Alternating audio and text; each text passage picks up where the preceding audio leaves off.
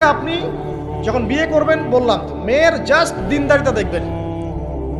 হ্যাঁ, এর উপর যদি সৌন্দর্য থাকে আলহামদুলিল্লাহ, বংশ ভালো হয় আলহামদুলিল্লাহ, মেয়ের অর্থ সম্পদ আছে আলহামদুলিল্লাহ। যদি এগুলোর কোনোটাও না থাকে, দিনদারিতা থাকে, জাস্ট ওটাকে দেখেন, আর কিছু দেখার দরকার নেই, কিছু দেখার দরকার নেই। এরপরে আরেকটা কথা বলতে ভুলে গেছি যে আপনি এই লেভেলে যাওয়ার আগে নিজেও পবিত্র থাকার চেষ্টা করেন।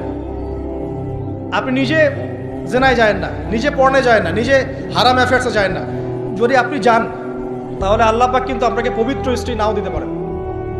এটাই আল্লাহ পাকের নীতি যে একজন পবিত্র মানুষ পায়।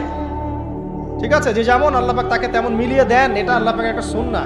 এর ব্যতিক্রম হতে পারে, কিন্তু আপনি যদি পবিত্র না থাকেন আপনি পবিত্র স্ত্রী নাও পেতে পারেন। তা আপনি আগে নিজে পবিত্র থাকেন, তারপরে আপনি এখন মেয়ে দেখেন। আলহামদুলিল্লাহ বললাম, দিনদারিতা প্রাধান্য দেন। এখানে